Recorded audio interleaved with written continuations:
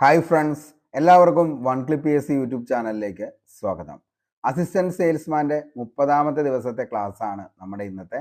ഇതുവരെയും നിങ്ങൾ തന്ന സ്നേഹത്തിനും സപ്പോർട്ടിനും ഒരുപാട് നന്ദി. ഇന്ന് നമ്മൾ ഡിസ്കസ് ചെയ്യാനായിട്ട് പോകുന്ന ടോപ്പിക്ക് 1857 വിപ്ലവത്തെക്കുറിച്ചാണ്.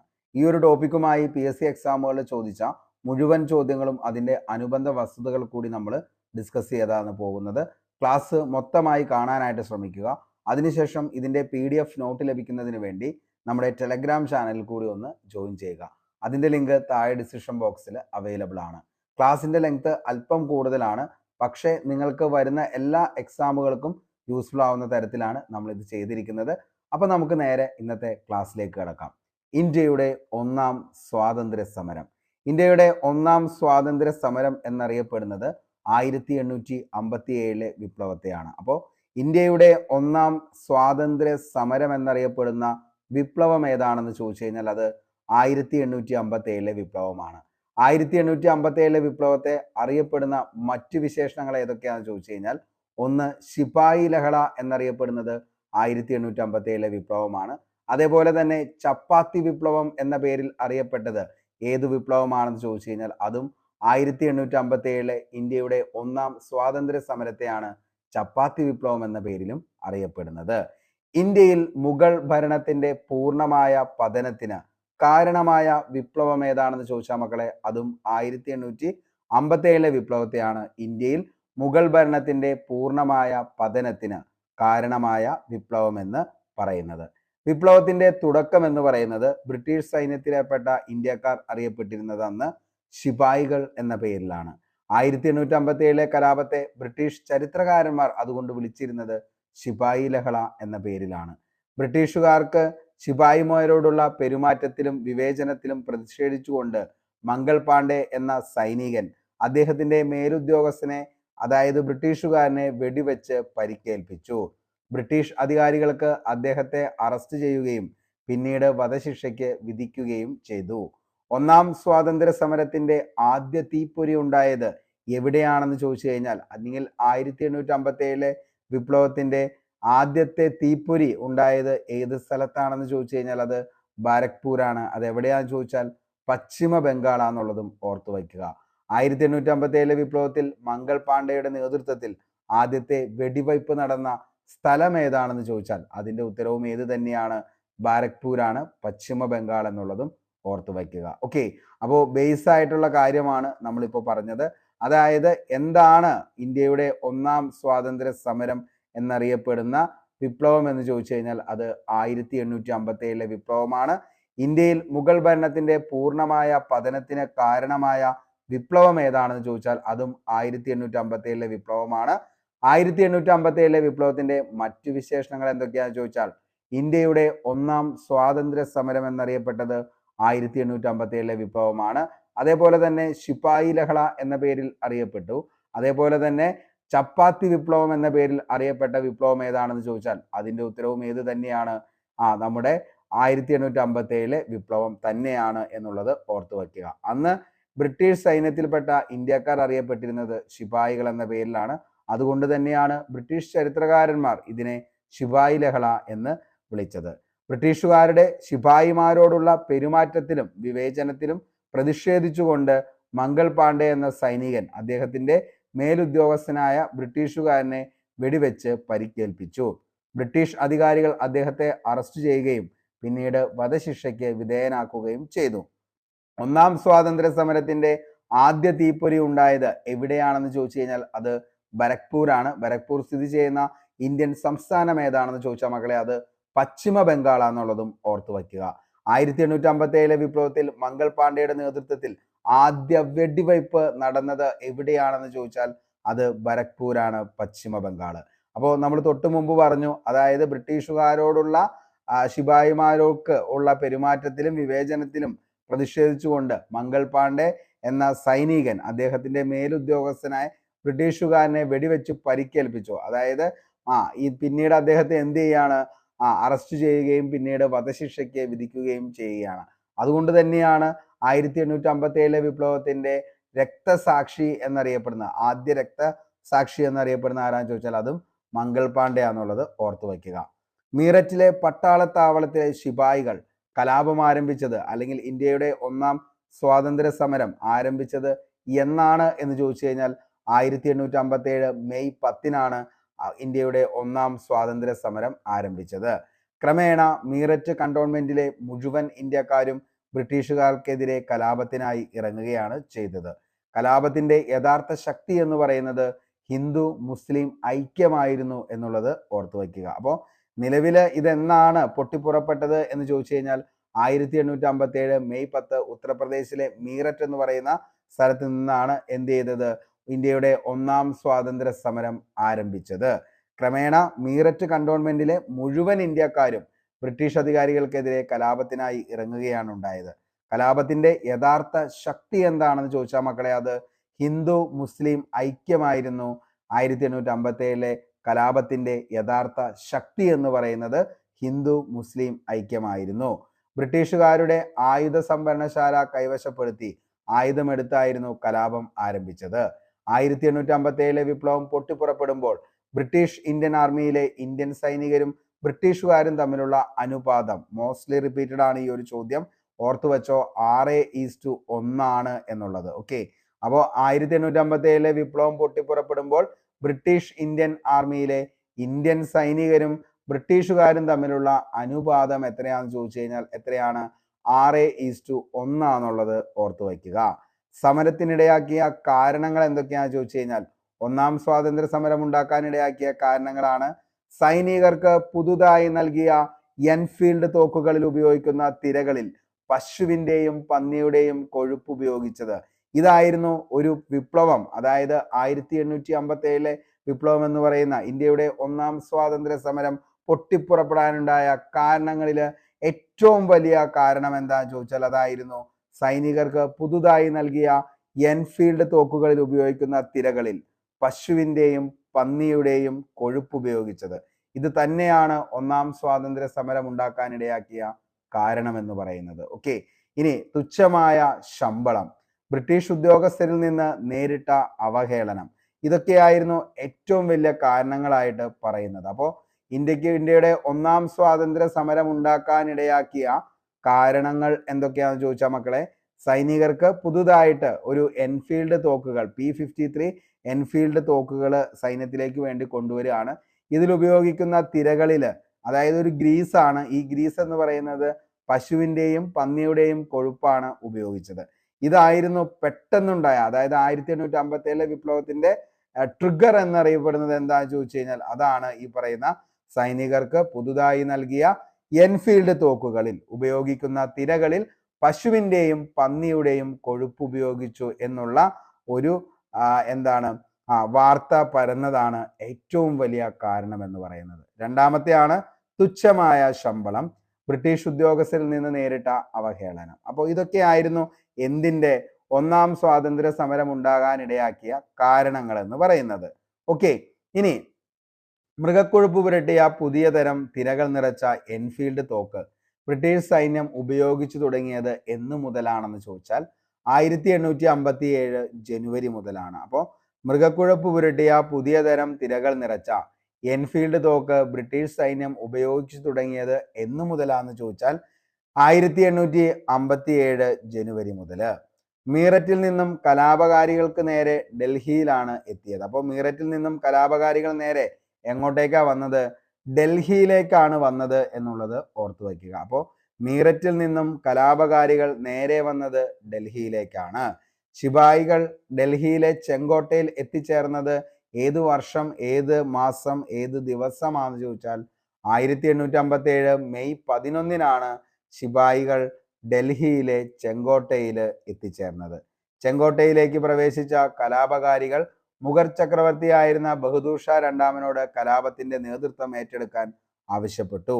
Very very important. അതായത് കലാപകാരികള് ചെങ്കോട്ടയിലേക്ക് പ്രവേശിച്ച ശേഷം എന്ത് ചെയ്യാണ്? മുഗൾ ചക്രവർത്തിയായിരുന്ന ബഹദൂർ ഷാ രണ്ടാമനോടാണ് കലാപത്തിന്റെ നേതൃത്വം ഏറ്റെടുക്കാനായിട്ട് അവകാശപ്പെട്ടത്. അപ്പോൾ എന്നാണ് ശിപായിമാർ ഡൽഹിയിലെ ചെങ്കോട്ടയിൽ എത്തിയതെന്ന് ചോദിച്ചാൽ 1857 മെയ് 11-നാണ് ശിപായികൾ ഡൽഹിയിലെ ചെങ്കോട്ടയിലേക്ക് എത്തിയത് എന്നുള്ളത് ഓർത്തു വയ്ക്കുക. കലാപകാരികളുടെ സമ്മർദ്ദത്താൽ നേതൃത്വം ഏറ്റെടുത്ത ബഹദൂർ ഷാ രണ്ടാമനെ കലാപകാരികൾ ഇന്ത്യയുടെ ചക്രവർത്തി, അതായത് ഷഹൻഷാ ഇ ഹിന്ദുസ്ഥാനായി പ്രഖ്യാപിച്ചു. അപ്പോൾ കലാപകാരികളുടെ സമ്മർദ്ദത്താലാണ് ബഹദൂർ ഷാ രണ്ടാമൻ ശരിക്കും എന്ത് ചെയ്തത്? ഇന്ത്യയുടെ ചക്രവർത്തിയായി മാറിയത് എന്നുള്ളത് മനസ്സിലാക്കുക. ഡൽഹിയിൽ ബഹദൂർ ഷായുടെ കൂടെ കലാപത്തിൽ പങ്കുചേർന്ന ബ്രിട്ടീഷ് സൈന്യത്തിലെ സുബേദാറാണ് ഭക്ത് ഖാൻ എന്ന് പറയുന്നത്. നമുക്കറിയാം ഡൽഹിയിൽ കലാപത്തിന് നേതൃത്വം വഹിച്ചത് ആരാന്ന് ചോദിച്ചു കഴിഞ്ഞാൽ അത് ഭക്ത് ഖാൻ ആണ്. ഇത് ആരായിരുന്നു? ബഹദൂർ ഷായുടെ കൂടെ കലാപത്തിൽ പങ്കുചേർന്ന ബ്രിട്ടീഷ് സൈന്യത്തിലെ സുബേദാർ ആയിരുന്നു ആരെന്ന് പറയുന്നത്? ഭക്ത് ഖാൻ എന്നുള്ളത് ഓർത്തു വയ്ക്കുക. വിപ്ലവകാരികൾ ആദ്യം പിടിച്ചെടുത്ത പ്രദേശം ഏതാണെന്ന് ചോദിച്ചാൽ ഡൽഹിയാണ്.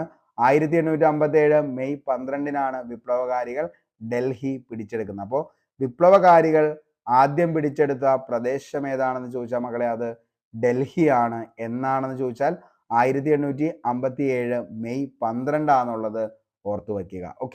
ഓക്കെ.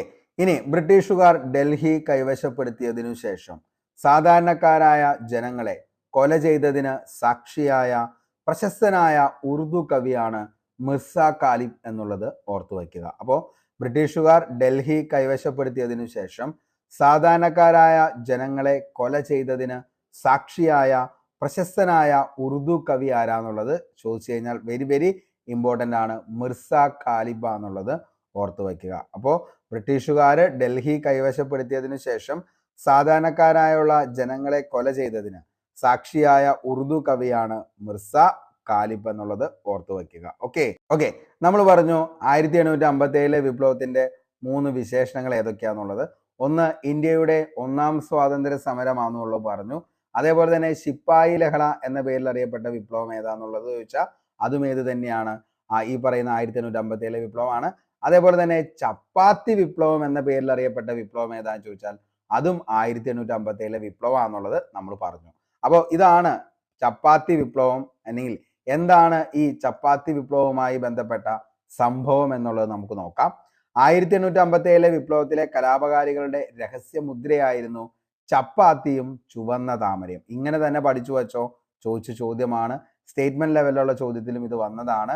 അപ്പോൾ 1857 വിപ്ലവത്തിലെ കലാപകാരികളുടെ രഹസ്യമുദ്ര എന്തായിരുന്നു എന്ന് ചോദിച്ചു കഴിഞ്ഞാൽ ചപ്പാത്തിയും ചുവന്ന താമരയുമായിരുന്നു 1857 വിപ്ലവത്തിലെ കലാപകാരികളുടെ രഹസ്യമുദ്ര എന്ന് അറിയപ്പെടുന്നത്. ചപ്പാത്തി വിപ്ലവം എന്നറിയപ്പെടുന്നത് 1857 ഒന്നാം സ്വാതന്ത്ര്യ സമരത്തെയാണ് ചപ്പാത്തി വിപ്ലവം എന്ന പേരിൽ അറിയപ്പെടുന്നത്. അപ്പോൾ ചപ്പാത്തി വിപ്ലവം എന്നറിയപ്പെടുന്നത് 1857 വിപ്ലവത്തിന്റെ തന്നെയാണ്. എന്തുകൊണ്ടാണെന്ന് ചോദിച്ചു കഴിഞ്ഞാൽ 1857 വിപ്ലവത്തിലെ കലാപകാരികളുടെ രഹസ്യമുദ്ര എന്നറിയപ്പെട്ടത് ചപ്പാത്തിയും ചുവന്ന താമരയുമായിരുന്നു. ഒരു ഗ്രാമത്തിൽ നിർമ്മിച്ചിരുന്ന ചപ്പാത്തിയിൽ കലാപകാരികൾക്കുള്ള നിർദ്ദേശങ്ങൾ പ്രാദേശിക ഭാഷകളിൽ എഴുതി രാത്രിയിൽ മറ്റു പ്രദേശങ്ങളിലേക്ക് കൈമാറും. ഇങ്ങനെയാണ് അവരെന്ത് ചെയ്തുകൊണ്ടിരുന്നത്? രഹസ്യങ്ങൾ കൈമാറിക്കൊണ്ടിരുന്നത്. ഇതിന് തുടക്കം കുറിച്ചത് ആരാന്ന് ചോദിച്ചു കഴിഞ്ഞാൽ ഗുരു ദാസബാബയായിരുന്നു. ഇമ്പോർട്ടൻ്റ് ആണ്. അപ്പോൾ ചപ്പാത്തി വിപ്ലവത്തിന് എന്നറിയപ്പെടാനുണ്ടായ കാരണം എന്താന്നുള്ളതാണ് നമ്മൾ പറഞ്ഞത്. അതായത് ഏതൊരു ഗ്രാമത്തിലാണോ നിലവില് ഈ പറയുന്ന കലാപം നടക്കുന്നത്, ആ ഒരു സമയത്ത് തൊട്ടടുത്ത ഗ്രാമങ്ങളിലേക്ക് ആ ഗ്രാമത്തിലെ സന്ദേശങ്ങൾ അല്ലെങ്കിൽ രഹസ്യങ്ങൾ കൈമാറാൻ വേണ്ടി ചപ്പാത്തിയിലാണ് ഇവരെന്ത് ചെയ്തുകൊണ്ടിരുന്നത്? രഹസ്യങ്ങൾ കൈമാറിക്കൊണ്ടിരുന്നത്. അങ്ങനെ ഏത് പ്രാദേശിക സ്ഥലമാണോ ആ പ്രാദേശിക സ്ഥലത്തെ ഭാഷ എഴുതിയാണ് രാത്രിയിൽ മറ്റു പ്രദേശങ്ങളിലേക്ക് രഹസ്യങ്ങൾ കൈമാറിയത്.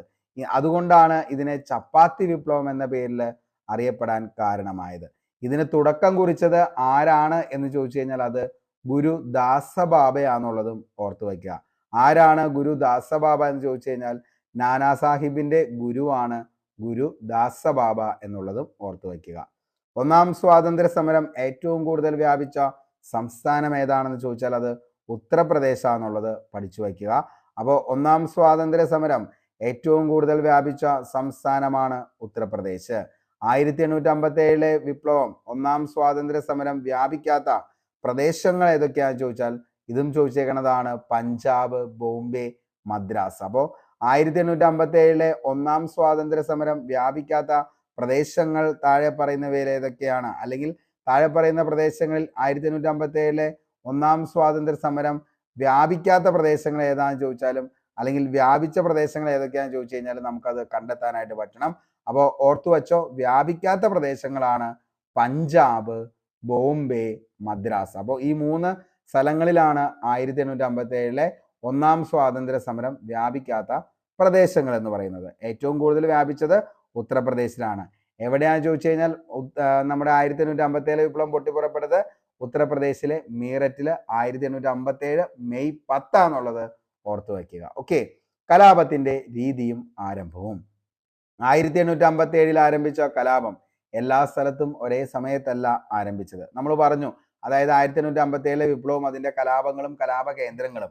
അപ്പോൾ പല സ്ഥലങ്ങളിലും പല പല സമയങ്ങളിലായിട്ടാണ് എന്ത് നടന്നത്, ഈ പറയുന്ന 1857 കലാപം നടന്നത്. ഒരു സ്ഥലത്ത് തുടങ്ങിയ കലാപം മറ്റൊരു സ്ഥലത്തേക്ക് അറിഞ്ഞാൽ മാത്രമേ അവിടെ കലാപം പൊട്ടിപ്പുറപ്പെടുകയുണ്ടായിരുന്നുള്ളൂ. 1857 കലാപത്തിന്റെ പൊതു സവിശേഷത ബ്രിട്ടീഷുകാരുടെ വസതികൾ തകർക്കപ്പെട്ടു, വിദേശീയരുടെ സമ്പത്ത് കൈവശപ്പെടുത്തി, ബ്രിട്ടീഷ് സ്ഥാപനങ്ങൾ തകർത്തു കളഞ്ഞു, ട്രഷറികൾ കൊള്ളയടിച്ചു, ജയിലുകൾ തകർത്തു, റെയിൽവേ ലൈനുകളും ഫാക്ടറികളും തകർത്തു. അപ്പൊ ഇതൊക്കെയായിരുന്നു 1857 വിപ്ലവത്തിന്റെ ആരംഭവും അതേപോലെ തന്നെ അവിടെ നടന്ന ഓരോരോ സംഭവങ്ങളും. ഓക്കെ. അപ്പോൾ 1857 ആരംഭിച്ച കലാപം എല്ലായിടത്തും ഒരേ സമയത്തല്ല ആരംഭിച്ചത്. ഒരു സ്ഥലത്ത് തുടങ്ങിയ കലാപം മറ്റൊരു സ്ഥലത്തേക്ക് അറിഞ്ഞാൽ മാത്രമായിരുന്നു അവിടെ കലാപം പൊട്ടിപ്പുറപ്പെട്ടിരുന്നത്. 1857 കലാപത്തിന്റെ പൊതു സവിശേഷത ബ്രിട്ടീഷ് വസതികൾ എന്ത് ചെയ്തു, തകർത്തു, അതേപോലെ തന്നെ വിദേശീയരുടെ സമ്പത്ത് കൈവശപ്പെടുത്തി, ബ്രിട്ടീഷ് സ്ഥാപനങ്ങൾ തകർത്തു, ട്രഷറികൾ കൊള്ളയടിച്ചു, ജയിലുകൾ തകർത്തു, റെയിൽവേ ലൈനുകളും ഫാക്ടറികളും തകർത്തു എന്നുള്ളത് ഓർത്തു വയ്ക്കുക. കലാപം ആരംഭിക്കുന്നതിന് ശിപായിമാർ സ്വീകരിച്ച മാർഗങ്ങളായിരുന്നു വെടിമുഴക്കവും ബ്യൂഗിളിന്റെ ശബ്ദവും. അപ്പോൾ 1857 കലാപം ആരംഭിക്കുന്നതിന് ശിപായിമാർ സ്വീകരിച്ച മാർഗങ്ങൾ എന്തൊക്കെയാണെന്ന് ചോദിച്ചാൽ വെടിമുഴക്കവും ബ്യൂഗിളിന്റെ ശബ്ദവുമായിരുന്നു. കലാപകാരികളുടെ പ്രധാന മുദ്രാവാക്യങ്ങളായിരുന്നു സംഘടിക്കുക, ഉണരുക, വിദേശികളെ പുറത്താക്കുക. അപ്പോൾ 1857 കലാപകാരികളുടെ പ്രധാന മുദ്രാവാക്യങ്ങൾ എന്തൊക്കെയായിരുന്നു എന്ന് ചോദിച്ചാൽ മക്കളെ, സംഘടിക്കുക, ഉണരുക, വിദേശികളെ പുറത്താക്കുക. ഈ മുദ്രാവാക്യങ്ങൾ പ്രധാനമായും ഹിന്ദി, ഉറുദു, പേർഷ്യൻ എന്നീ ഭാഷകളിലായിരുന്നു വിളിച്ചിരുന്നത്. അപ്പോൾ മുദ്രാവാക്യങ്ങൾ പ്രധാനമായും ഏതൊക്കെ ഭാഷകളിലാണ് വിളിച്ചിരുന്നതെന്ന് ചോദിച്ചാൽ ഹിന്ദി, ഉറുദു, പേർഷ്യൻ എന്നീ ഭാഷകളിലായിരുന്നു. 1857 വിപ്ലവത്തിലേക്ക് നയിച്ച ബ്രിട്ടീഷ് നിയമങ്ങളായിരുന്നു 1848 ദത്തവകാശ നിരോധന നിയമം. നമ്മൾ പഠിച്ചതാണ് ദത്തവകാശ നിരോധന നിയമം 1848. അതായത് അനന്തരാവകാശികളില്ലാത്ത നാട്ടുരാജ്യത്തെ ബ്രിട്ടീഷ് സാമ്രാജ്യത്തോട് കൂട്ടിച്ചേർക്കുക. അതിന്റെ ഒരു നിയമമാണ് എന്തെന്ന് പറയുന്നത്, ദത്തവകാശ നിരോധന നിയമം.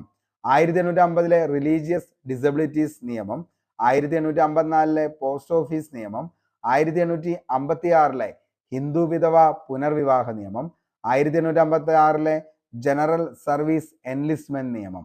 ഇത്രയും നിയമങ്ങളാണ് മെയിനായിട്ട് 1857 വിപ്ലവത്തിലേക്ക് നയിച്ച ബ്രിട്ടീഷ് നിയമങ്ങൾ എന്ന് പറയുന്നത്. അപ്പോൾ 1857 വിപ്ലവത്തിലേക്ക് നയിച്ച ബ്രിട്ടീഷ് നിയമങ്ങൾ ഏതൊക്കെയാണെന്ന് ചോദിച്ചാൽ മക്കളെ ഒന്നുകൂടി ഓർത്തു വെച്ചോ.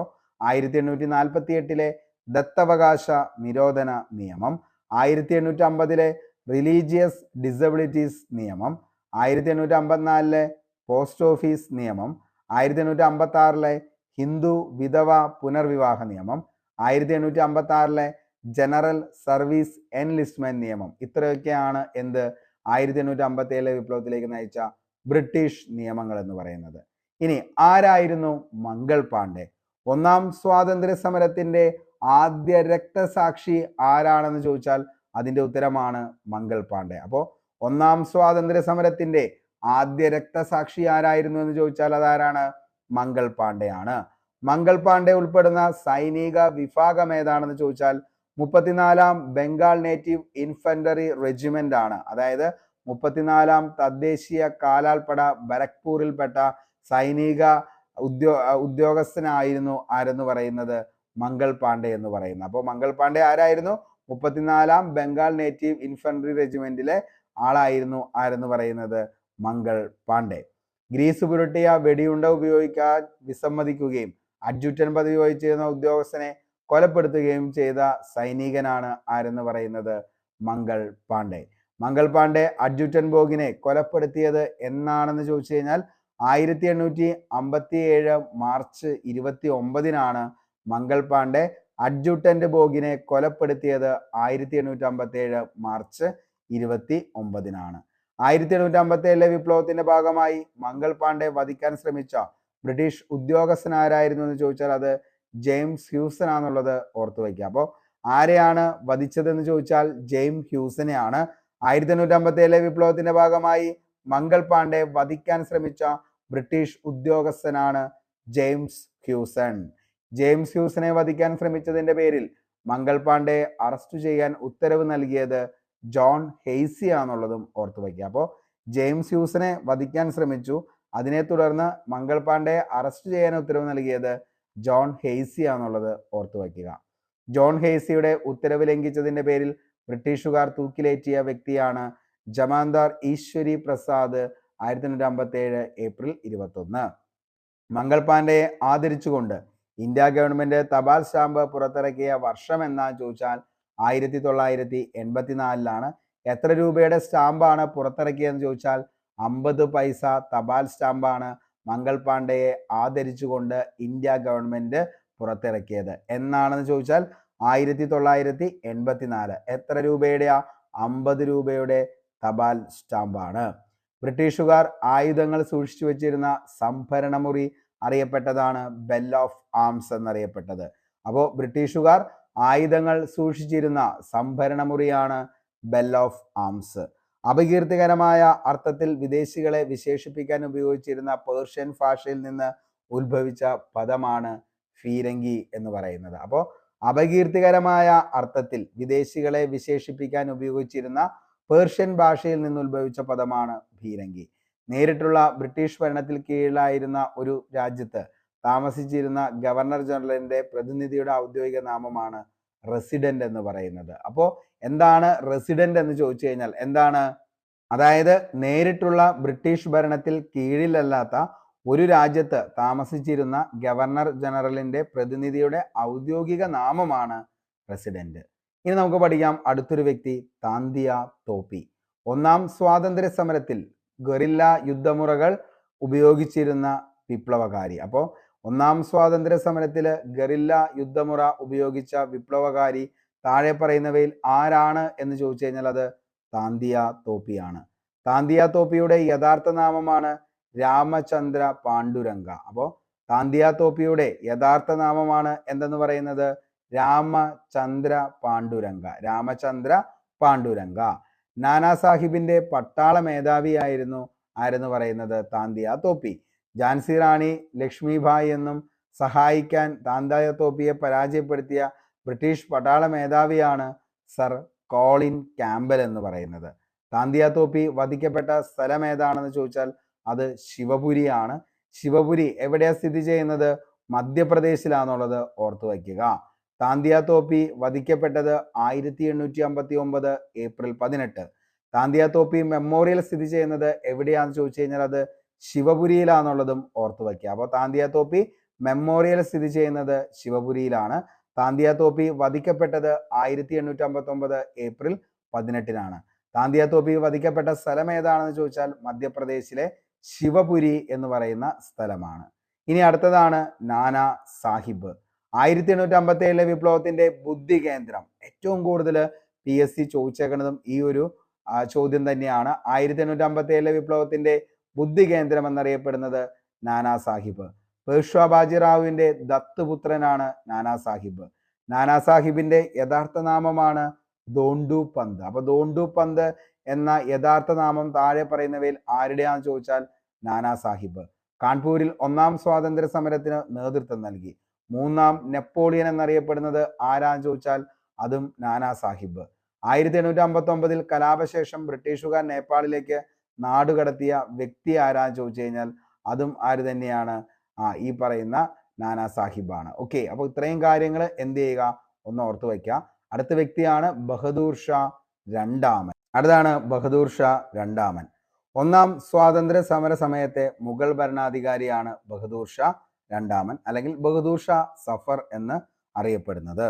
ബഹദൂർ ഷാ രണ്ടാമനെ കീഴടക്കാൻ നേതൃത്വം കൊടുത്ത വ്യക്തിയാണ് വില്യം ഹോഡ്സൺ. ഓക്കെ, അപ്പോൾ ബഹദൂർ ഷാ രണ്ടാമനെ കീഴടക്കാൻ നേതൃത്വം കൊടുത്ത വ്യക്തി ആരാണെന്ന് ചോദിച്ചാൽ അത് വില്യം ഹോഡ്സൺ ആണെന്നുള്ളത് ഓർത്തു വയ്ക്കുക. ബഹദൂർ ഷാ രണ്ടാമൻ പിടിയിലായത് ഏത് ചരിത്ര സ്മാരകത്തിൽ നിന്നാണ് ചോദിച്ചു കഴിഞ്ഞാൽ ഹുമയൂണിന്റെ ശവകുടീരത്തിൽ നിന്നാണ് ബഹദൂർ ഷാ രണ്ടാമൻ പിടിയിലായത്. അപ്പോൾ ബഹദൂർ ഷാ രണ്ടാമൻ പിടിയിലായത് ഏത് ചരിത്ര സ്മാരകത്തിൽ നിന്നാണെന്ന് ചോദിച്ചാൽ ഹുമയൂണിന്റെ ശവകുടീരത്തിൽ നിന്നാന്നുള്ളത് ഓർത്തു വയ്ക്കുക.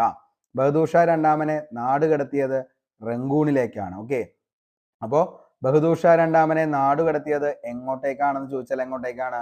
റങ്കൂണിലേക്കാണ്. ബഹദൂർ ഷാ രണ്ടാമൻ റങ്കൂണിൽ വെച്ച് മരിച്ച വർഷം എന്നാണെന്ന് ചോദിച്ചാൽ 1862 ബഹദൂർ ഷാ രണ്ടാമൻ റങ്കൂണിൽ വെച്ച് മരിച്ച വർഷം 1862. റങ്കൂണിന്റെ പുതിയ പേരാണ് യാങ്കോൺ എന്നറിയപ്പെട്ടത്. അപ്പോൾ റങ്കൂണിന്റെ പുതിയ പേരാണ് യാങ്കോൺ. ബഹദൂർ ഷാ രണ്ടാമനെ നാട് കടത്തിയ വർഷമാണ് 1858 ഒക്ടോബർ 7 ബഹദൂർ ഷാ രണ്ടാമനെ നാട് കടത്തിയത്. അപ്പോൾ ബഹദൂർ ഷാ രണ്ടാമനെ നാട് കടത്തിയ വർഷം എന്നാണെന്ന് ചോദിച്ചു കഴിഞ്ഞാൽ 1858 ഒക്ടോബർ 7. ബഹദൂർ ഷാ രണ്ടാമന്റെ ശവകുടീരം സ്ഥിതി ചെയ്യുന്നത് എവിടെയാണെന്ന് ചോദിച്ചാൽ അത് റങ്കൂണിലാണെന്നുള്ളതും ഓർത്തു വയ്ക്കുക. അപ്പോൾ ബഹദൂർ ഷാ രണ്ടാമന്റെ ശവകുടീരം സ്ഥിതി ചെയ്യുന്നത് എവിടെയാണ്? റങ്കൂണിലാണ്. ഓക്കെ, അപ്പോൾ ഇത്രയാണ് ബഹദൂർ ഷാ രണ്ടാമനെ കുറിച്ച് നമുക്ക് പഠിക്കാനുള്ളത്. അതായത് ഒന്നാം സ്വാതന്ത്ര്യ സമര സമയത്തെ മുഗൾ ഭരണാധികാരിയാണ് ബഹദൂർ ഷാ രണ്ടാമൻ. ബഹദൂർ ഷാ രണ്ടാമനെ കീഴടക്കാൻ നേതൃത്വം കൊടുത്ത വ്യക്തിയാണ് വില്യം ഹോഡ്സൺ എന്നുള്ളത് ഓർക്കുക. ബഹദൂർ ഷാ രണ്ടാമൻ പിടിയിലായത് ഏത് ചരിത്ര സ്മാരകത്തിൽ നിന്നാണെന്ന് ചോദിച്ചാൽ ഹുമയൂണിന്റെ ശവകുടീരത്തിൽ നിന്നാണെന്നുള്ളതും ഓർത്തു വയ്ക്കുക. ഝാൻസി റാണി. ഝാൻസിയിൽ ഒന്നാം സ്വാതന്ത്ര്യ സമരത്തിന് നേതൃത്വം നൽകിയത് റാണി ലക്ഷ്മിബായി ആണ്. റാണി ലക്ഷ്മിബായിയുടെ യഥാർത്ഥ നാമമാണ് മണികർണിക അല്ലെങ്കിൽ മനുബായി എന്നാണ് അറിയപ്പെട്ടത്. ഝാൻസിയിലെ രാജാവായിരുന്ന രാജ ഗംഗാധർ റാവുവിന്റെ രാജ്ഞിയാണ് റാണി ലക്ഷ്മിബായി. 1857 വിപ്ലവത്തിൽ ഝാൻസി റാണി ഉൾപ്പെടുവാൻ കാരണമായ സംഭവമാണ് ദത്തവകാശ നിരോധന നിയമപ്രകാരം ബ്രിട്ടീഷുകാർ ഝാൻസിയെ പിടിച്ചെടുക്കാൻ ശ്രമിച്ചത്. 1857 വിപ്ലവത്തിലെ ജവാൻ ഓഫ് ആർക്ക് എന്നറിയപ്പെട്ടത് റാണി ലക്ഷ്മിബായി ആണ്. അപ്പോൾ 1857 വിപ്ലവത്തിലെ ജവാൻ ഓഫ് ആർക്ക് എന്നറിയപ്പെട്ടത് റാണി ലക്ഷ്മിബായി. ഝാൻസി റാണിയെ വധിച്ച ബ്രിട്ടീഷ് പട്ടാള മേധാവിയാണ് ഹ്യൂഗ് റോസ്. എവിടെ വെച്ചാന്ന് ചോദിച്ചു കഴിഞ്ഞാൽ ഗ്വാളിയാറിൽ വെച്ചാന്നുള്ളത് ഓർത്തു വയ്ക്കുക. വിപ്ലവകാരികളുടെ സമുന്നത നേതാവ് എന്നറിയപ്പെടുന്നത്, അങ്ങനെ ഝാൻസി റാണിയെ വിശേഷിപ്പിച്ചത് ഹ്യൂഗ് റോസ് ആണെന്നുള്ളതും ഓർത്തു വയ്ക്കുക. അപ്പോൾ വിപ്ലവകാരികളുടെ സമുന്നത നേതാവെന്ന് ഝാൻസി റാണിയെ വിശേഷിപ്പിച്ചത് ഹ്യൂഗ് റോസ് ആണെന്നുള്ളത് ഓർത്തു വയ്ക്കുക. ഇരുണ്ട പശ്ചാത്തലത്തിലെ പ്രകാശമാനമായ ബിന്ദു എന്ന് ഝാൻസി റാണിയെ വിശേഷിപ്പിച്ചത് ജവഹർലാൽ നെഹ്റു ആണ്. അപ്പോൾ ഇരുണ്ട പശ്ചാത്തലത്തിലെ പ്രകാശമാനമായ ബിന്ദു എന്ന് ഝാൻസി റാണിയെ വിശേഷിപ്പിച്ചത് ജവഹർലാൽ നെഹ്റു. വിശ്വ ചരിത്രാവലോകനം എന്ന കൃതിയിലാണ് അങ്ങനെ വിശേഷിപ്പിച്ചത്. ഝാൻസി റാണിയുടെ കുതിരകൾ ഏതൊക്കെയാണെന്ന് ചോദിച്ചാൽ ബാദൽ, സാരംഗി, പവൻ ഇവയൊക്കെയാണ് ഝാൻസി റാണിയുടെ കുതിരകൾ എന്നറിയപ്പെട്ടത്. ബാദല്, സാരംഗി, പവൻ. കലാപകാലത്ത് ഝാൻസി റാണി സഞ്ചരിച്ച കുതിരയാണ് ബാദൽ. ചബേലി എന്ന പേരിൽ അറിയപ്പെട്ട വിപ്ലവകാരിയാണ് ഝാൻസി റാണി. ഝാൻസി റാണി വധിക്കപ്പെട്ട വർഷം എന്നാന്ന് ചോദിച്ചാൽ 1858 ജൂൺ 18 ഝാൻസി റാണി വധിക്കപ്പെട്ടത്. INA വനിതാ ബറ്റാലിയൻ അറിയപ്പെട്ടതാണ് Jhansi Rani regiment. Lakshmibai national institute of physical education സ്ഥിതി ചെയ്യുന്നത് Gwalior, Madhya Pradesh. Lakshmibai national institute of physical education north east regional centre, Guwahati, Assam. Lakshmibai national college of physical education തിരുവനന്തപുരമാണ്. Jhansi Rani marine national park, Andaman. Jhansi Rani നഗരം ഇപ്പോൾ സ്ഥിതി ചെയ്യുന്നത് ഉത്തർപ്രദേശ് ആണെന്നുള്ളതും ഓർത്തു വയ്ക്കുക. അടുത്ത നമുക്ക് പഠിക്കാം ബീഗം ഹസ്രത്ത് മഹൽ. അവധിലെ ഭരണാധികാരിയായിരുന്ന വാജിദ് അലി ഷായുടെ പത്നിയാണ് ബീഗം ഹസ്രത്ത് മഹൽ. 1856 ബ്രിട്ടീഷുകാർ വാജിദ് അലി ഷായെ കൽക്കട്ടയിലേക്ക് നാട് കടത്തിയതിനെ തുടർന്ന് അവധിൽ ബ്രിട്ടീഷ് വിരുദ്ധ കലാപത്തിന് നേതൃത്വം നൽകി. അതേപോലെ തന്നെ ഷാമൽ, ഉത്തർപ്രദേശിലെ ബറൌട്ട് പർഗാനയിൽ ബ്രിട്ടീഷ് വിരുദ്ധ കലാപത്തിന് നേതൃത്വം നൽകിയത് ഷാമൽ ആയിരുന്നു. പ്രാദേശികമായി രാജാവായി അംഗീകരിക്കപ്പെട്ടിരുന്ന ഷാമൽ ഒരു ഇംഗ്ലീഷ് ഉദ്യോഗസ്ഥന്റെ ബംഗ്ലാവ് പിടിച്ചെടുക്കുകയും അതിനെ നീതിയുടെ ഹാൾ, അതായത് ഹാൾ ഓഫ് ജസ്റ്റിസ് ആക്കി മാറ്റുകയും തർക്കങ്ങൾ പരിഹരിക്കുകയും വിധിന്യായങ്ങൾ നടപ്പിലാക്കുകയും ചെയ്തു ഇവിടെ വച്ച്. അടുത്തത് മൗലവി അഹമ്മദുള്ള ഷാ. ഫൈസാബാദിൽ ബ്രിട്ടീഷ് വിരുദ്ധ കലാപത്തിന് നേതൃത്വം നൽകി. 1856 ഇദ്ദേഹം ഗ്രാമങ്ങൾ തോറും സഞ്ചരിച്ച് ബ്രിട്ടീഷുകാർക്കെതിരെ ജിഹാദ് നടത്താൻ പ്രേരിപ്പിച്ചു, അതായത് വിശുദ്ധ യുദ്ധം. ഇദ്ദേഹം സാധാരണയായി വിളിക്കപ്പെട്ടത് ഡങ്കാഷ എന്ന പേരിലാണ്. അപ്പോൾ ഇദ്ദേഹം സാധാരണയായി വിളിക്കപ്പെട്ടത്, അതായത് മൗലവി അഹമ്മദുള്ള ഷാ സാധാരണയായി വിളിക്കപ്പെട്ടത് ഡങ്കാഷ എന്ന പേരിലാണ്. പ്രസിദ്ധമായ ചിൻഹഡ് യുദ്ധത്തിൽ ബർക്കത്ത് അഹമ്മദിനോടൊപ്പം പോരാടുകയും ഹെൻറി ലോറൻസിന്റെ കീഴിലുള്ള ബ്രിട്ടീഷ് സൈനികരെ തോൽപ്പിക്കുകയും ചെയ്തു. അപ്പോൾ ഒന്ന് ഓർത്തു വെച്ചോ, ഇമ്പോർട്ടൻ്റ് ആണ്. അതേപോലെ തന്നെ നമ്മൾ പറഞ്ഞു ദത്തവകാശ നിരോധന നിയമം. ദത്തവകാശ നിരോധന നിയമപ്രകാരം അനന്തരാവകാശികളില്ലാത്ത നാട്ടുരാജ്യത്തിന്റെ ഭരണാധികാരി മരണപ്പെട്ടാൽ ആ നാട്ടുരാജ്യത്തെ ബ്രിട്ടീഷുകാർ തങ്ങളുടെ അധീനതയിലേക്ക് കൂട്ടിച്ചേർക്കും. ഇതാണ് ദത്തവകാശ നിരോധന നിയമം. ദത്തവകാശ നിരോധന നിയമം നടപ്പിലാക്കിയത് ഡൽഹൌസി 1848 ദത്തവകാശ നിരോധന നിയമപ്രകാരം ആദ്യമായി കൂട്ടിച്ചേർക്കപ്പെട്ട നാട്ടുരാജ്യം ചോദിച്ചു കഴിഞ്ഞാൽ അത് സത്താറ 1848. ദത്തവകാശ നിരോധന നിയമപ്രകാരം അവസാനമായി കൂട്ടിച്ചേർത്ത നാട്ടുരാജ്യം ഔദാണ് 1856. ഔദ് ബ്രിട്ടീഷ് അധീനതയിൽ കൂട്ടിച്ചേർക്കുമ്പോൾ ഔദിലെ നവാബ് വാജിദ് അലി ഷാ എന്നുള്ളതും ഓർത്തു വയ്ക്കുക. ദത്തവകാശ നിരോധന നിയമം പിൻവലിച്ചത് കാനിങ് ആണ് 1859. ദത്തവകാശ നിരോധന നിയമപ്രകാരം കൂട്ടിച്ചേർക്കപ്പെട്ട മറ്റു നാട്ടുരാജ്യങ്ങളാണ് ജയ്പൂർ, സാമ്പൽപൂർ, ഉദയ്പൂർ, നാഗ്പൂർ, ഝാൻസി എന്നുള്ളതും ഓർത്തു വയ്ക്കുക. 1857 വിപ്ലവത്തെ ബ്രിട്ടീഷ് ഗവർണർ ജനറൽ കാനിങ് പ്രഭു ആണ്. 1857 വിപ്ലവത്തെ ബ്രിട്ടീഷ് സൈനിക തലവനാണ് കോളിൻ ക്യാമ്പൽ. 1857 വിപ്ലവത്തിലെ ബ്രിട്ടനിലെ രാജ്ഞിയാണ് വിക്ടോറിയ രാജ്ഞി. 1857 വിപ്ലവ സമയത്തെ ബ്രിട്ടീഷ് പ്രധാനമന്ത്രിയാണ് പാൽമേഴ്സ്റ്റൺ പ്രഭു എന്നുള്ളതും ഓർത്തു വയ്ക്കുക. കലാപത്തിന്റെ കാരണങ്ങളും സാമ്പത്തിക കാരണങ്ങളും. ബ്രിട്ടീഷുകാർ നടപ്പിലാക്കിയ സാമ്പത്തിക നയങ്ങൾ ഇന്ത്യയുടെ പരമ്പരാഗത കാർഷിക സമ്പദ് വ്യവസ്ഥയെ തകർത്തു. കർഷകർക്ക് ഭൂമിയുടെ മേലുള്ള അവകാശങ്ങൾ നഷ്ടപ്പെടുകയും ഉൽപ്പാദിപ്പിച്ച വിളകൾ ഭൂരിഭാഗവും നികുതിയായി നൽകേണ്ടി വരികയും ചെയ്തു. ഇന്ത്യയെ ബ്രിട്ടീഷുകാരുടെ കോളനിയായി മാറ്റിയതോടെ അവരുടെ വ്യാവസായിക ഉൽപ്പന്നങ്ങൾ വിറ്റഴിക്കുന്ന കമ്പോളമായും അസംസ്കൃത വസ്തുക്കൾ ശേഖരിക്കുന്ന കേന്ദ്രമായും ഇന്ത്യ മാറി. ഇന്ത്യ ബ്രിട്ടീഷ് ഉൽപ്പന്നങ്ങളുടെ കമ്പോളമായതോടെ കുടിൽ വ്യവസായങ്ങളും പരമ്പരാഗത നെയ്ത്ത് വ്യവസായങ്ങളും തകർന്നു. അനേകം പേർക്ക് തൊഴിലവസരങ്ങൾ നഷ്ടപ്പെട്ടു. ഇതിന് കാരണക്കാരനായ ഇംഗ്ലീഷുകാർക്കെതിരെ അസംതൃപ്തിയും വെറുപ്പുമാണ് കലാപത്തിന്റെ കാരണങ്ങളിൽ പ്രധാനപ്പെട്ടത്. ഭരണപരവും രാഷ്ട്രീയപരവുമായ കാരണങ്ങൾ ചോദിച്ചാൽ നാട്ടുരാജ്യങ്ങളെ ആശ്രയിച്ചു കഴിഞ്ഞിരുന്ന ഉദ്യോഗസ്ഥരും സൈനികരും തൊഴിൽ നഷ്ടപ്പെട്ടു. നാട്ടുരാജാക്കന്മാരുടെ സംരക്ഷണവും പ്രോത്സാഹനവും ലഭിച്ചിരുന്ന കലാകാരന്മാർ, മതനേതാക്കന്മാർ തുടങ്ങിയവരുടെ നിലനിൽപ്പ് അപകടത്തിലായി. യൂറോപ്യൻ മാതൃകയിൽ സ്ഥാപിക്കപ്പെട്ട കോടതികൾ ബ്രിട്ടീഷുകാരുടെയും സെമീന്ദർമാരുടെയും താല്പര്യങ്ങൾ മാത്രമേ സംരക്ഷിച്ചിരുന്നുള്ളൂ. കൂടാതെ അഴിമതിയും സ്വജനപക്ഷപാതവും കൊണ്ട് പൊറുതിമുട്ടിയ ജനങ്ങൾ അവസാനം ഭരണകൂടത്തിനെതിരായുള്ള കലാപത്തിൽ പങ്കുചേർന്നു. നാട്ടുരാജ്യങ്ങൾ പിടിച്ചെടുക്കുന്നതിന് വേണ്ടി ബ്രിട്ടീഷുകാർ സ്വീകരിച്ച ദത്തവകാശ നയവും സൈനിക സഹായ വ്യവസ്ഥയും വഴി അനേകം നാട്ടുരാജ്യങ്ങൾ ബ്രിട്ടീഷ് ഇന്ത്യയോട് കൂട്ടിച്ചേർക്കപ്പെട്ടു. ഇങ്ങനെ അധികാരം നഷ്ടപ്പെട്ട ഭരണാധികാരികളും ഫ്യൂഡൽ പ്രഭുക്കന്മാരും കലാപത്തിന്റെ മുന്നണി പോരാളികളായി മാറി. സാമൂഹികവും മതപരവുമായ ഘടകങ്ങൾ നമ്മൾ നോക്കുകയാണെങ്കിൽ ഇന്ത്യയിൽ പരമ്പരാഗതമായി നിലനിന്നിരുന്ന വിശ്വാസങ്ങളെ ഇല്ലാതാക്കാനാണ് ബ്രിട്ടീഷുകാർ ശ്രമിക്കുന്നത് എന്ന ധാരണ വളർന്നു വന്നു. ചില സാമൂഹിക പരിഷ്കരണ നിയമങ്ങൾ, അതായത് സതി നിരോധനം, ശൈശവ വിവാഹ നിരോധനം, ഈ സംശയങ്ങൾ വർദ്ധിപ്പിച്ചു. ബ്രിട്ടീഷുകാർ നടപ്പിലാക്കിയ ഭരണപരിഷ്കാരങ്ങളുടെയും ഇന്ത്യക്കാർ സംശയത്തോടെയാണ് കണ്ടത്. അവധിലെ കലാപം.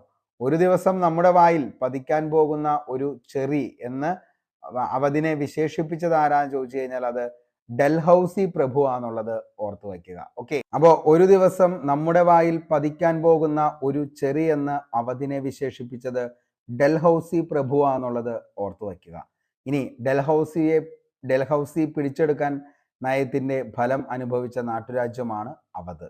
ബ്രിട്ടീഷ് സൈന്യത്തിലെ നല്ലൊരു ശതമാനം സൈനികരെയും റിക്രൂട്ട് ചെയ്യപ്പെട്ടിരുന്നത് അവധിൽ നിന്നും ഉത്തർപ്രദേശിൽ നിന്നുമായിരുന്നു. അവധ് അറിയപ്പെട്ടിരുന്നത് ബംഗാൾ സൈന്യത്തിന്റെ നഴ്സറി എന്നാണ്. അപ്പോൾ അവധ് അറിയപ്പെട്ടിരുന്നത് ഏത് വിശേഷണമായിരുന്നു എന്ന് ചോദിച്ചാൽ ബംഗാൾ സൈന്യത്തിന്റെ നഴ്സറി എന്നറിയപ്പെട്ട സ്ഥലമായിരുന്നു അവധ്. ദുർഭരണത്തിന്റെ പേര് പറഞ്ഞ് ബ്രിട്ടീഷുകാർ കൽക്കത്തയിലേക്ക് നാടുകടത്തിയ അവധിലെ നവാബായിരുന്നു വാജിദ് അലി ഷാ. അപ്പോൾ ദുർഭരണത്തിന്റെ പേര് പറഞ്ഞ് ബ്രിട്ടീഷുകാർ കൽക്കത്തയിലേക്ക് നാടുകടത്തിയ അവധിലെ നവാബായിരുന്നു വാജിദ് അലി ഷാ. ബ്രിട്ടീഷുകാർ അവധ് പിടിച്ചെടുക്കിയതോടെ അവധിലെ ജനങ്ങൾ അനുഭവിച്ച പ്രശ്നങ്ങൾ, കൊട്ടാരവുമായി ബന്ധപ്പെട്ട അനേകം പേർക്ക് ജോലി നഷ്ടപ്പെട്ടു. കവികൾ, കലാകാരന്മാർ, ശില്പികൾ തുടങ്ങിയ ആളുകൾ തൊഴിൽ രഹിതരായി.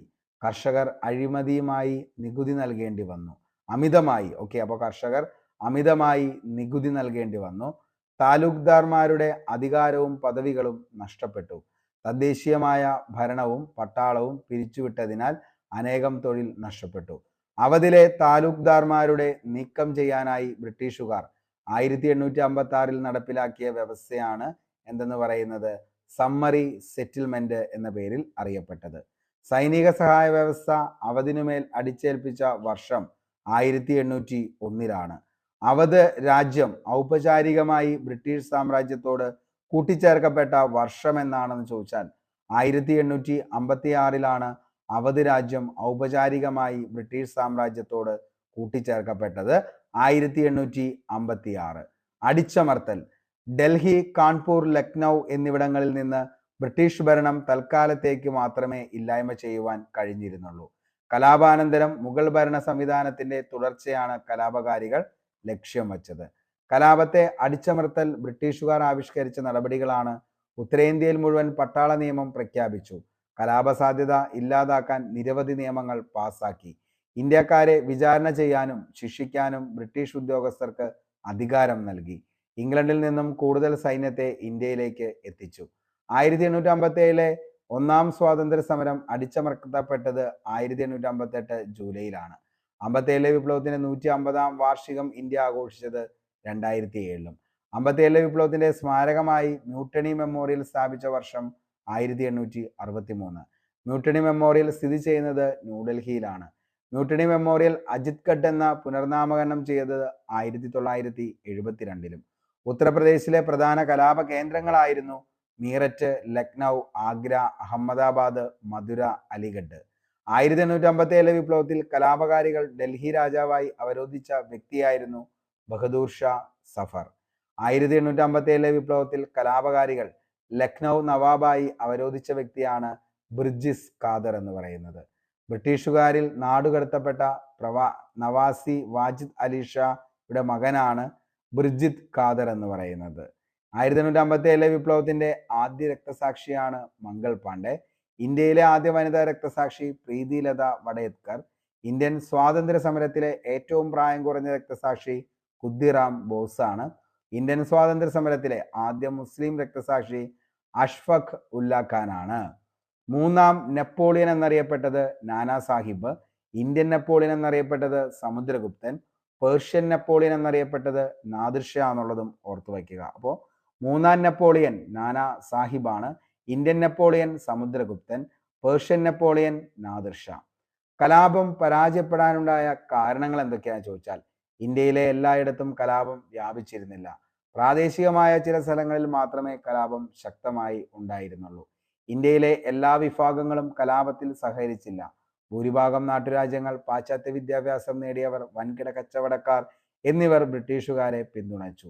കലാപകാരികൾ ആധുനിക ആയുധങ്ങളോ സൈനിക പരിശീലനങ്ങളോ ലഭിച്ചിരുന്നവർ ആയിരുന്നില്ല. കലാപത്തിന് കൃത്യമായ ഒരു ആസൂത്രണം ഉണ്ടായിരുന്നില്ല. കഴിവുള്ള നേതൃത്വത്തിന്റെ അഭാവം കലാപത്തിന്റെ പരാജയത്തിന് കാരണമായി. അപ്പോൾ കഴിവുള്ള നേതൃത്വത്തിന്റെ അഭാവം കലാപത്തിന്റെ പരാജയത്തിന് കാരണമായി. എന്തായിരുന്നു വിപ്ലവത്തിന്റെ ഫലങ്ങൾ എന്ന് ചോദിച്ചാൽ ഇന്ത്യയിൽ മുഗൾ ഭരണത്തിന് അന്ത്യം കുറിച്ചു. ഈസ്റ്റ് ഇന്ത്യ കമ്പനിയുടെ ഭരണം അവസാനിക്കുകയും ഇന്ത്യ നേരിട്ട് ബ്രിട്ടീഷ് ഭരണത്തിന് കീഴിലാവുകയും ചെയ്തു. കലാപശേഷം സാമൂഹ്യ പരിഷ്കരണങ്ങളോട് മുഖം തിരിച്ചു. ഹിന്ദുക്കളുടെയും മുസ്ലിങ്ങളുടെയും ഭിന്നിപ്പിക്കുന്നതിനുള്ള ശ്രമങ്ങൾ ആരംഭിച്ചു. ഇന്ത്യൻ ദേശീയതയുടെയും ദേശീയ പ്രസ്ഥാനത്തിന്റെയും വളർച്ചയ്ക്ക് സഹായകമായി. 1858 ബ്രിട്ടീഷ് രാജ്ഞിയുടെ വിളംബരത്തോടെ ഇന്ത്യ ബ്രിട്ടീഷ് സാമ്രാജ്യത്തിന്റെ ഭാഗമായി മാറി. എന്തായിരുന്നു വിക്ടോറിയ രാജ്ഞിയുടെ വിളംബരം? വിപ്ലവത്തിന്റെ പ്രധാന ഫലം ഈസ്റ്റ് ഇന്ത്യ കമ്പനിയുടെ ഭരണം അവസാനിപ്പിച്ചു. ഇന്ത്യൻ ജനതയുടെ വിമോചനത്തിന്റെ മാഗ്ന കാർട്ട എന്നറിയപ്പെട്ടത് 1857 വിക്ടോറിയ രാജ്ഞിയുടെ വിളംബരമാണെന്നുള്ളത് ഓർത്തു വയ്ക്കുക. 1857 വിളംബരത്തിന്റെ ഫലമായി ഇന്ത്യയുടെ ഭരണാധികാരിയായ ബ്രിട്ടീഷ് രാജ്ഞിയാണ് വിക്ടോറിയ രാജ്ഞി. 1858 government of India act British പാർലമെന്റിൽ അവതരിപ്പിച്ച ബ്രിട്ടീഷ് പ്രധാനമന്ത്രിയാണ് പാൽമേഴ്സ്റ്റൺ പ്രഭു. വിപ്ലവത്തിന് ശേഷം ബ്രിട്ടീഷുകാർ പിന്തുടർന്ന നയമാണ് ഭിന്നിപ്പിച്ച് ഭരിക്കുക. ഇന്ത്യയുടെ ഭരണം ഈസ്റ്റ് ഇന്ത്യ കമ്പനിയിൽ നിന്ന് ബ്രിട്ടീഷ് ക്രൗൺ ഏറ്റെടുക്കാൻ കാരണമായ നിയമമാണ് 1858 വിക്ടോറിയ രാജ്ഞിയുടെ വിളംബരം. 1857 വിപ്ലവത്തിന്റെ പ്രവാചകൻ അസിമുള്ള ഖാനാണ്. 1857 വിപ്ലവത്തിന്റെ അംബാസിഡർ അസിമുള്ള ഖാൻ. 1857 വിപ്ലവത്തിന്റെ വന്ധ്യവയോധികൻ കൺവർ സിംഗ് ആണെന്നുള്ളതും ഓർത്തു വയ്ക്കുക. Government of India act 1858. 1858 government of India act പ്രകാരം ഇന്ത്യയുടെ ഭരണം മുഴുവനായും ബ്രിട്ടീഷ് രാജ്ഞിയുടെ കീഴിലായി. ഇന്ത്യൻ ജനതയെ ഭരിക്കാനായി ബ്രിട്ടീഷ് ഗവൺമെന്റ് ഏർപ്പെടുത്തിയ പദവിയാണ് സെക്രട്ടറി ഓഫ് സ്റ്റേറ്റ് എന്നുള്ളത്. ഈസ്റ്റ് ഇന്ത്യ കമ്പനിയുടെ ഭരണം അവസാനിക്കാൻ കാരണമായ ഉടമ്പടിയാണ് ഗവൺമെന്റ് ഓഫ് ഇന്ത്യ ആക്ട് 1858. ഭരണമാറ്റത്തിന്റെ ഫലമായി പിൻവലിക്കപ്പെട്ട ഈസ്റ്റ് ഇന്ത്യ കമ്പനിയുടെ നിയമമാണ് ദത്തവകാശ നിരോധന നിയമം. Act for the better government of India എന്ന് പ്രഖ്യാപിക്കപ്പെട്ട ആക്ടാണ് ഗവൺമെന്റ് ഓഫ് ഇന്ത്യ ആക്ട് 1858. ഇന്ത്യയിലെ ജനങ്ങളുടെ മാഗ്ന കാർട്ട എന്നറിയപ്പെടുന്നത് government of India act 1858. 1858 November 1 അലഹബാദിൽ ചേർന്ന ദർബാറിൽ വെച്ച് ബ്രിട്ടീഷ് രാജ്ഞിയുടെ വിളംബരം വായിച്ച വ്യക്തിയാണ് ക്യാനിംഗ് പ്രഭു എന്നുള്ളതും ഓർത്തു വയ്ക്കുക. ഗവർണർ ജനറൽ ഓഫ് ഇന്ത്യ എന്ന പേരിൽ അറിയപ്പെട്ടിരുന്ന ഉദ്യോഗസ്ഥൻ എന്നു മുതലാണ് വൈസ്രോയി എന്ന അറിയപ്പെടാൻ തുടങ്ങിയത്? 1858 ഓഗസ്റ്റ് 2. 1858 ബ്രിട്ടീഷ് രാജ്ഞിയുടെ വിളംബരത്തിനെതിരെ എതിർ വിളംബരം പുറപ്പെടുവിച്ച വിപ്ലവകാരിയാണ് ബീഗം ഹസ്രത്ത് മഹൽ എന്നുള്ളതും ഓർത്തു വയ്ക്കുക. ഏറ്റവും ഇമ്പോർട്ടൻ്റ് ആയിട്ടുള്ള മറ്റൊരു കാര്യമാണ് കലാപം അടിച്ചമർത്തിയ ബ്രിട്ടീഷ് ജനറൽമാർ. ഡൽഹിയിൽ നിക്കോൾസൺ ഹഡ്സൺ ആണ്. Kanpur Campbell Havelock, Jhansi Hugh Rose, Gwalior Hugh Rose, Arrah William Taylor Vincent അയറാണ്. ലക്നൗ ക്യാമ്പലാണ്. ബറേലി ക്യാമ്പൽ. ഡൽഹിയിലെ കശാപ്പുകാരൻ എന്നറിയപ്പെട്ടത് ജോൺ നിക്കോൾസൺ ആണ്. ഡൽഹിയിലെ കശാപ്പുകാരൻ എന്ന് അറിയപ്പെട്ടത്. ഒന്നാം സ്വാതന്ത്ര്യ സമരത്തെ ആസ്പദമാക്കി മാൽസ പ്രവാസ് എന്ന മറാത്ത ഗ്രന്ഥം രചിച്ചത് വിഷ്ണു ഭട്ട് ഗോഡ്സെ ആണ്. ഒന്നാം സ്വാതന്ത്ര്യ സമരത്തെ ആസ്പദമാക്കി അമൃതം തേടി എന്ന കൃതി രചിച്ചത് മലയാറ്റൂർ രാമകൃഷ്ണൻ. 1857 വിപ്ലവത്തിന്റെ നേതാക്കൾ വെരി ഇമ്പോർട്ടൻ്റ് ആണ്. കേന്ദ്രവും നേതാക്കളും: കാൺപൂർ നാനാ സാഹിബ്, ഡൽഹി ഭക്ത് ഖാൻ ബഹദൂർ ഷാ സെക്കൻഡ്, ജാൻസി റാണി ലക്ഷ്മിബായ്, ബൈസാബാദ് മൗലവി അഹമ്മദുള്ള, മീററ്റ് കദം സിംഗ്, അലഹബാദ് ലിയാഖത്ത് അലി, മധുര ദേവി സിംഗ്, ഗ്വാളിയാർ റാണി ലക്ഷ്മിബായ് താന്തിയ തോപ്പി, കോട്ട ജയ്ദാൽ, ഹരിയാന റാവു തുലറാം, അസാം മണിറാം ദത്ത, ബറൌട്ട് പർഗാന ഷാമൽ, ലക്നൗ ആഗ്ര ഔദ് അയോധ്യ ബീഗം ഹസ്രത് മഹൽ, ബീഹാർ ജഗദീഷ്പൂർ ആര കൺവർ സിംഗ്, ബറേലി റോഹിൽഗഡ് ഖാൻ ബഹദൂർ ഖാൻ, മാണ്ടസോർ ഫിറോസ് ഷാ. കലാപത്തിനു ശേഷം 1859 ജോസഫ് നോയൽ പാറ്റൺ വരച്ച ചിത്രമാണ് ഇൻ മെമ്മോറിയം. മരണം പ്രതീക്ഷിച്ചുകൊണ്ട് അപമാനവും അക്രമവും സഹിച്ചു നിൽക്കുന്ന നിസ്സഹായരായ ബ്രിട്ടീഷ് വനിതകളെയും കുട്ടികളെയുമാണ് ഈ ചിത്രം പ്രതിനിധീകരിക്കുന്നത്. വെല്ലൂർ കലാപം 1806. ഫസ്റ്റ് വാർ ഓഫ് ഇന്ത്യൻ ഇൻഡിപെൻഡൻസിന്റെ റിഹേഴ്സൽ എന്നറിയപ്പെട്ടത് വെല്ലൂർ മ്യൂട്ടണിയാണ്. നടന്ന വർഷം വെരി ഇമ്പോർട്ടൻ്റ് 1806. വെല്ലൂർ മ്യൂട്ടണിയെ ഫസ്റ്റ് വാർ ഓഫ് ഇന്ത്യൻ ഇൻഡിപെൻഡൻസിന്റെ റിഹേഴ്സൽ എന്ന് വിശേഷിപ്പിച്ചത് VD സവർക്കറാണ്. ഇന്ത്യയിലെ പട്ടാളക്കാർ ബ്രിട്ടീഷ് ഈസ്റ്റ് ഇന്ത്യ കമ്പനിക്ക് എതിരായി നടത്തിയ കലാപമാണ് വെല്ലൂർ കലാപം. ആരംഭിച്ചത് 1806 ജൂലൈ 10. കലാപകേന്ദ്രം തമിഴ്നാട്ടിലെ വെല്ലൂർ. കലാപകാരണം 1805 പട്ടാളക്കാർക്ക് ഏർപ്പെടുത്തിയ വസ്ത്രധാരണ രീതിയാണ് കലാപത്തിന്റെ കാരണമെന്ന് പറയുന്നത്. പട്ടാളക്കാർക്ക് പുതിയ വസ്ത്രധാരണ രീതി ഏർപ്പെടുത്തിയ മദ്രാസിലെ ബ്രിട്ടീഷ് ഉദ്യോഗസ്ഥൻ സർ ജോൺ ക്രാറ്റോക്ക് ആണ്. ലക്നൌവിന്റെ ആശ്വാസം. ബ്രിട്ടീഷ് സൈനിക ജനറൽമാരെ നായകന്മാരാക്കി 1859 തോമസ് ജോൺസ് ബർക്കർ വരച്ച ചിത്രമാണ് റിലീഫ് ഓഫ് ലക്നൗ. ബാർക്കറുടെ ഈ ചിത്രത്തിൽ ഇന്ത്യയിലെ ബ്രിട്ടീഷ് സേനയുടെ കമാൻഡറായിരുന്ന കോളിൻ ക്യാമ്പലിന്റെ രംഗപ്രവേശനത്തിന്റെ നിമിഷത്തെയാണ് ആഘോഷിക്കുന്നത്. ഈ ചിത്രത്തിൽ ഉൾപ്പെട്ട മറ്റു ബ്രിട്ടീഷ് സൈനികരാണ് ജെയിംസ് ഔട്ട്രാം, ഹെൻറി ഹാവ്ലോക്ക്. ഒന്നാം സ്വാതന്ത്ര്യ സമരവും ചലച്ചിത്രവും. 1857 വിപ്ലവത്തെ പശ്ചാത്തലമാക്കി ഇന്ത്യയിൽ നിന്നും പുറത്തിറങ്ങിയ ആദ്യ ചലച്ചിത്രം ശത്രുഞ്ജ് കെ ഖിലാഡിയാണ്. ശത്രുഞ്ജ് കെ ഖിലാഡിയാണ് 1857 വിപ്ലവത്തെ പശ്ചാത്തലമാക്കി ഇന്ത്യയിൽ നിന്നും പുറത്തിറങ്ങിയ ആദ്യ ചലച്ചിത്രമാണ് ശത്രുഞ്ജ് കെ ഖിലാഡി 1977. മംഗൾ പാണ്ഡെ ദ റൈസിംഗ് സിനിമയുടെ സംവിധായകൻ കേതൻ മേത്ത. മംഗൾ പാണ്ഡെ ദ റൈസിംഗ് സിനിമയിൽ മംഗൾ പാണ്ഡെയായി അഭിനയിച്ച വ്യക്തി അമീർ ഖാൻ. ഝാൻസി റാണിയുടെ ജീവിതകഥ ആസ്പദമാക്കി നിർമ്മിക്കപ്പെട്ട സിനിമയാണ് Manikarnika the queen of Jhansi. സംവിധാനം രാധാകൃഷ്ണ ജഗർലമുഡി, കങ്കണ റണൌത്ത് ആണ്. ഓക്കെ, മണികർണിക എന്ന ചിത്രത്തിലെ ഝാൻസി റാണിയെ അഭിനയിച്ചത് കങ്കണ റണൌത്ത് എന്നുള്ളതും ഓർത്തു വയ്ക്കുക. പുസ്തകങ്ങളും രചയിതാവും. ശിപായി ലഹളയുടെ കാരണവും അനന്തരഫലങ്ങളും എച്ച് മീഡാണ്. Okay, 1857 the great rebellion Ashok Mehta. 57 India mutiny or war of independence MT Embree ആണ്. AT Embree. Sepoy mutiny and revolt of 1857 എന്ന് പറയുന്നത് RC മജുംദാറിന്റെ പുസ്തകമാണ്. The peasant and the Raj Eric Thomas Stokes ആണ്. 1857 first war of Indian independence VD Savarkar ആണ്.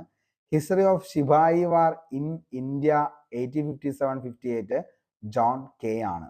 A history of Indian mutiny TR Holmes. Sepoy mutiny 1857 HB Chattopadhyaya. Rebellion 1857 PC Joshi. Queen of Jhansi Mahasweta Devi 1857 SL Sen ആണ്. Indian സ്വാതന്ത്ര്യ സമരങ്ങളുടെ ചരിത്രം താരാചന്ദ്. 1857 വിപ്ലവത്തിന്റെ പശ്ചാത്തലത്തിൽ നാനാ സാഹിബിന്റെ ജീവിതത്തെ ആസ്പദമാക്കി മനോഹർ മൽ ഗോൺകർ രചിച്ച പുസ്തകമാണ് ദ ഡെവിൾ വിൻഡ്, ചെകുത്താന്റെ കാറ്റ്. ഇന്ത്യൻ വിപ്ലവകാരികളുടെ റഫറൻസ് ഗ്രന്ഥമെന്ന് അറിയപ്പെടുന്ന കൃതിയാണ് 1857 the first war of Indian independence, VD സവർക്കറിന്റെ പുസ്തകമാണ്. 1857 വിപ്ലവത്തിന്റെ വിശേഷണങ്ങൾ നമുക്കൊന്ന് നോക്കാം. VD സവർക്കർ പറഞ്ഞത് ഇന്ത്യയുടെ ഒന്നാം സ്വാതന്ത്ര്യ സമരം എന്നാണ് VD സവർക്കർ പറഞ്ഞത്. ജോൺ ലോറൻസ് ആൻഡ് സീലി പറഞ്ഞത് ശിപായി ലഹള. RC മജുംദാർ പറഞ്ഞു ആദ്യത്തേതുമല്ല, ദേശീയ തലത്തിലേതുമല്ല, സ്വാതന്ത്ര്യ സമരവുമല്ല. SB ചൗധരി ആഭ്യന്തര കലാപം എന്നാണ് പറഞ്ഞത്. വില്യം ഡാൽറിംബിൾ ഉയർത്തെഴുന്നേൽപ്പ് എന്നാണ് പറഞ്ഞത്. താരാചന്ദ് രാജ്യത്തിന്റെ സ്വാതന്ത്ര്യത്തിന് വേണ്ടിയുള്ള സമരം. TR ഹോംസ് പരിഷ്കൃതവും അപരിഷ്കൃതവും തമ്മിലുള്ള സംഘർഷം. MN റോയ് ഫ്യൂഡൽ റിവോൾട്ട് എന്നാണ് പറഞ്ഞത്. പേഴ്സ്വൽ സ്പിയർ പറഞ്ഞത് കൈമോശം വന്ന മഹത്വത്തെ വീണ്ടെടുക്കാനുള്ള അവസാന ശ്രമം. SSN പറഞ്ഞത് കാലത്തെ തിരിച്ചു വയ്ക്കാനുള്ള യാഥാസ്ഥിതിക ഘടകങ്ങളുടെ ശ്രമം എന്നാണ് SSN പറഞ്ഞത്. ജവഹർലാൽ നെഹ്റു ഫ്യൂഡൽ ഇന്ത്യയുടെ അവസാനത്തെ ചിറകടി. കാലം എത്താതെയുള്ള വിപ്ലവത്തിന്റെ പൊട്ടിപ്പുറപ്പെടൽ കലാപ നേതാക്കളെ അമ്പരിപ്പിച്ചു. ബ്രിട്ടീഷുകാർ ചെകുത്താന്റെ കാറ്റെന്നാണ് 1857 വിപ്ലവത്തെ പറഞ്ഞത്. 1857 ന്യൂയോർക്ക് ട്രൈബ്യൂണൽ എന്ന പ്രസിദ്ധീകരണത്തിൽ കാറൽ മാക്സ് ആണ് 1857 വിപ്ലവത്തെ ഇന്ത്യയുടെ ഒന്നാം സ്വാതന്ത്ര്യ സമരമായി കരുതാമെന്ന് ആദ്യമായി പറഞ്ഞത്. ഇന്ത്യയുടെ ഒന്നാം സ്വാതന്ത്ര്യ സമരത്തെ ഫ്രഞ്ച് വിപ്ലവവുമായി താരതമ്യം ചെയ്ത വ്യക്തിയാണ് കാറൽ മാക്സ്. അപ്പോൾ ഇന്ത്യയുടെ ഒന്നാം സ്വാതന്ത്ര്യ സമരത്തെ ഫ്രഞ്ച് വിപ്ലവവുമായി താരതമ്യം ചെയ്ത വ്യക്തിയാണ് കാറൽ മാക്സ്. 1857 വിപ്ലവത്തെ ദേശീയ കലാപമെന്ന് ബ്രിട്ടീഷ് പാർലമെന്റിൽ അഭിപ്രായപ്പെട്ടത് ബെഞ്ചമിൻ ഡിസറേലി ആണെന്നുള്ളതും ഓർത്തു വയ്ക്കുക. അപ്പോൾ 1857 വിപ്ലവം ദേശീയ കലാപമെന്ന് ബ്രിട്ടീഷ് പാർലമെന്റിൽ അഭിപ്രായപ്പെട്ടത് ബെഞ്ചമിൻ ഡിസ്രേലി ആണെന്നുള്ളതും ഓർത്തു വയ്ക്കുക. അപ്പോൾ ഇത്രയും കാര്യങ്ങളാണ് 1857 വിപ്ലവവുമായി ബന്ധപ്പെട്ട് നമുക്ക് പഠിക്കാനുള്ളൂ. എല്ലാ പോയിന്റ്സും നമ്മൾ ഡിസ്കസ് ചെയ്തേണ്ട. കുറച്ച് സ്പീഡിലാണ് പോയത്, കാരണം ഓൾറെഡി നമ്മൾ ഈ ഒരു ടോപ്പിക്ക് പക്കാ റിവിഷൻ ചെയ്ത് കംപ്ലീറ്റ് ചെയ്തതാണ്. അപ്പോൾ ഇത് കഴിഞ്ഞാലുടൻ ഇതിന്റെ PDF നോട്ട് ലഭിക്കുന്നതിന് വേണ്ടി നമ്മുടെ ടെലഗ്രാം ചാനലിൽ എന്ത് ചെയ്യുക, ജോയിൻ ചെയ്യുക. അതേപോലെ തന്നെ കൃത്യം 9 മണിക്ക് ഈ ടോപ്പിക്കുമായി ബന്ധപ്പെട്ട് ക്വസ്റ്റ്യൻ ബോൾ ഉണ്ടാവും, അതിലും നിങ്ങൾ അറ്റൻഡ് ചെയ്യുക. അപ്പോൾ എല്ലാ ദിവസവും നിങ്ങൾക്ക് സിസ്റ്റമാറ്റിക് ആയിട്ടുള്ള ഒരു ക്ലാസ് വരുന്നുണ്ട്. അതേപോലെ തന്നെയുള്ള ഒരു PDF നോട്ട് നിങ്ങൾക്ക് വേണ്ടി പ്രൊവൈഡ് ചെയ്യുന്നുണ്ട്. അതേപോലെ തന്നെ നിങ്ങൾ എന്താണ് രാവിലെ ക്ലാസ്സിൽ നിങ്ങൾ പഠിച്ചത്, എന്തൊക്കെയാണ് നിങ്ങൾ നോട്ട് വായിച്ചപ്പോൾ നിങ്ങൾക്ക് മനസ്സിലായത്, ഇതെല്ലാത്തിൻ്റെയും കൂടിയിട്ടുള്ള ഒരു കൺക്ലൂഷനാണ് വൈകിട്ട് 9 മണിക്കുള്ള ക്വസ്റ്റ്യൻ പോള്. അതിൽ കൂടി അറ്റൻഡ് ചെയ്യുന്ന ഒരു ഉദ്യോഗാർത്ഥിയാണെങ്കിൽ നിങ്ങൾ പഠിച്ചത് എന്താണെന്നുള്ളത് നിങ്ങൾ തന്നെ മനസ്സിലാക്കി വീണ്ടും നല്ല രീതിയിൽ വീണ്ടും പഠിച്ചു പോകാനും അതേപോലെ തന്നെ പഠിച്ച കാര്യങ്ങൾ വീണ്ടും വീണ്ടും റിവിഷൻ ചെയ്യാനും പറ്റുന്ന ഏറ്റവും നല്ലൊരു അവസരം കൂടിയാണ് ഈ പറയുന്ന ക്വസ്റ്റ്യൻ ബോൾ എന്ന് പറയുന്നത്. അപ്പോൾ ആരെങ്കിലും ടെലഗ്രാമിൽ ജോയിൻ ചെയ്യാത്തവർ ആരെങ്കിലും ഈ വീഡിയോ കണ്ടുകൊണ്ടിരിക്കുകയാണെങ്കിൽ താഴെ ഡിസ്ക്രിപ്ഷൻ ബോക്സിൽ ടെലഗ്രാമിൻ്റെ ലിങ്ക് ഉണ്ട്, നേരെ പോയി ജോയിൻ ചെയ്യുക. അതേപോലെ തന്നെ PDF നോട്ടും അയക്കുക. അപ്പോൾ ഇത്രയും കാര്യങ്ങളൊക്കെയാണ് പറയാനുള്ളൂ. നമ്മൾ പഠിപ്പിച്ച അല്ലെങ്കിൽ പഠിച്ച കാര്യങ്ങളൊക്കെ അടുത്തു വരുന്ന എക്സാമിലൊക്കെ വരട്ടെ എന്ന് ആത്മാർത്ഥമായി സർവേശ്വരനോട് പ്രാർത്ഥിക്കുന്നു. എടാ മക്കളെ, ഒന്നും ഉഴപ്പരുത്, നന്നായി തന്നെ പഠിച്ച് മുന്നോട്ടേക്ക് പോകണം.